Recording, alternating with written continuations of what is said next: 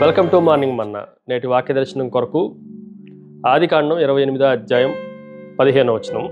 ఇదిగో నేను నీకు తోడై ఉండి నువ్వు వెళ్ళు ప్రతి స్థలమందు నిన్ను కాపాడుచు ఈ దేశమునకు నిన్ను మరలా రప్పించదును.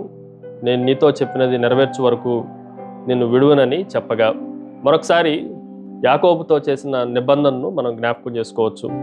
యాకోబు జీవితంలో దేవుడు అనేకమైన ఆశ్చర్యకార్యాలు జరిగిస్తూ వచ్చారు. ఆ భాగంలో నుండి ఈ ఉదయకాల సమయంలో 4 ప్రాముఖ్యమైన సత్యాలు మనం నేర్చుకోవాలి.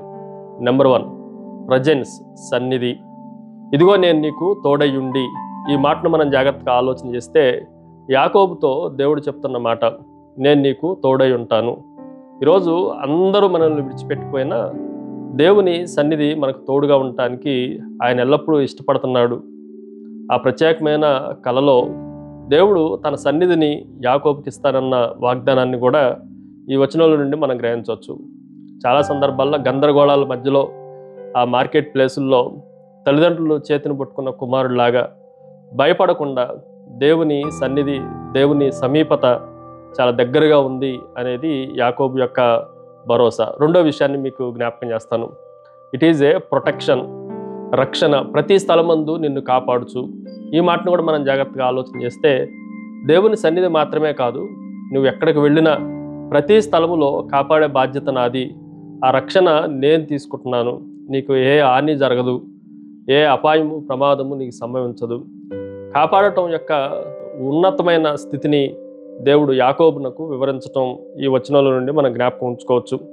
చాలా సందర్భాల్లో ఈ లోకంలో రాజులను నమ్మిన, మనుషులను నమ్మిన మనము ప్రమాదాలకు గురి అవటం అది సర్వసాధారణంగా జరుగుతుంది.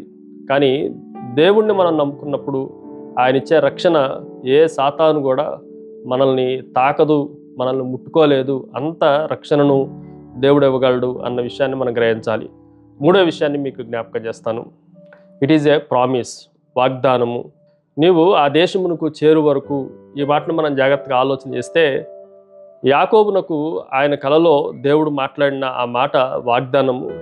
ఆయన జీవితం అంతా నెరవేర్చడానికి దేవుడు సిద్ధంగా ఉన్నాడు అన్న మాటను కూడా మనం జాగ్రత్తగా ఆలోచన చేయాలి. మోషేకి దేవుడు వాగ్దానాలు నెరవేర్చినట్లుగా, అనేక భక్తులకి దేవుడు వాగ్దానాలు నెరవేర్చినట్లుగా యాకోబు జీవితంలో కూడా దేవుడు తన వాగ్దానాల విషయంలో నెరవేర్చడానికి, అది నేరుగా కానీ అది డైరెక్ట్గా, ఇండైరెక్ట్గా వాగ్దానాలన్నీ మన జీవితాల్లో నెరవేర్చబడటానికి దేవుడు నెరవేర్చే దేవుడుగా ఉన్నాడు, నమ్మదగిన దేవుడుగా ఉన్నాడు అన్న సత్యాన్ని కూడా మనం గ్రహించాలి. ఫైనల్లీ 4వ విషయం, పర్ఫెక్ట్, లోపము లేనిది. ఈ మాటను కూడా మనం జాగ్రత్తగా ఆలోచన చేస్తే దేవుడు వాగ్దానం చేసినప్పుడు దాన్ని నెరవేర్చే వరకు ఆయన విడిచిపెట్టేవాడు కాదు. దేవుని వాగ్దానాలు ఎప్పుడు, ఆయన పనులు ఎప్పుడు సగం జరిగి సగం అసంపూర్తిగా వదిలేసే దేవుడు కానే కాదు.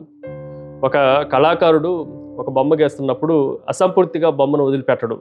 అదంతా సంపూర్తి చేసిన తర్వాత ఆ బొమ్మ యొక్క కళను చూసి ఆనందించేవాళ్ళలాగా దేవుడు కూడా ఆయన వాగ్దానాలు నెరవేర్చే విషయంలో అసంపూర్తిగా ఉండేవాడు కాదు, పర్ఫెక్ట్గా వాటిని నెరవేర్చేవాడు అన్న సత్యాన్ని కూడా మనం గ్రహించాలి. ప్రార్థన. సకల ఆశీర్వాదములకు కారణభూతుడు తండ్రి, మరొకసారి అబ్రహాము, ఇస్సాకు, యాకోబులకు ఇచ్చిన వాగ్దానాలను వారి జీవితాల్లో మీరు నెరవేర్చినట్లుగా మా జీవితాల్లో కూడా మీరే మాకు కావలసిన వాగ్దానాన్ని, రక్షణను, నీ సన్నిధిని మాకు అనుగ్రహించి మహిమ పొందమని యేసు నామమున అడిగి వేడుకొంచున్నాం తండ్రి.